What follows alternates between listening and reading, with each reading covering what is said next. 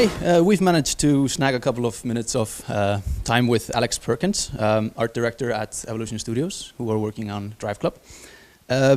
Now I've had a couple of hours with the game, and I'm really bad at it. But that's because I'm maybe more used to the arcade kind of feel. But you've gone for a mix of arcade and realism. Can you tell me how that came about, and why not go arcade?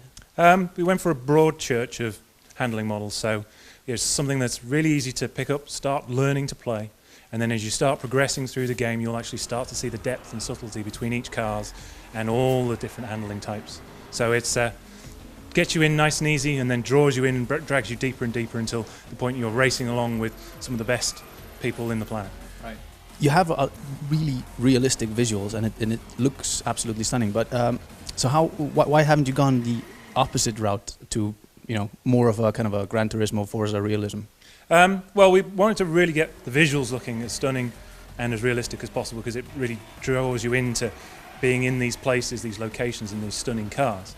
So yeah, it's really nice to look at, but we wanted it to be a nice, easy progression for everybody, so you get as many people as playing. It's all about the community. So you want to get lots of people together with broad range of skills having fun together, and that's what it's really about. Right. There was another thing. There was one thing that you showed before that was really amazing to see. There was the weather system. But I mean, many games have weather systems. What makes yours unique?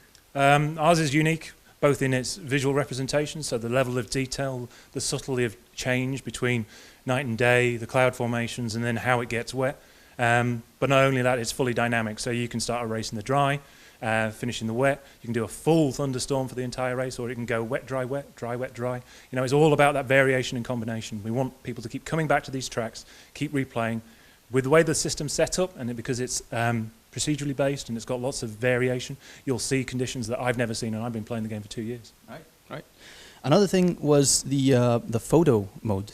That was it looks impressive and really deep. Can you tell us about, like, for those who are not professionals with cameras, how deep does it go? Well, at the moment it's set up so it acts like a normal camera would. So it's almost like you have a really good camera with very good lenses, and you also have a copy of Photoshop or some other manipulation software. So it allows you to do all of those things, but we're still working on photo mode at the moment. So what we really want to do is make it, again, a bit like the handling model, really easy for people to get good shots straight away. But then once you really understand the entire system, then you can get some stunningly unique stuff that really is the implication of this detailed level of control that we've given you. Right. Now the game is really focused on the social aspect. Yes. Can you tell us a little bit about how you delayed the game to streamline the experience? Yes. How would that go about for someone just jumping into the game? Well, what we've done is we made the menu system really encompassing. So if you aren't used to playing online, you can just go and play the single-player tour section.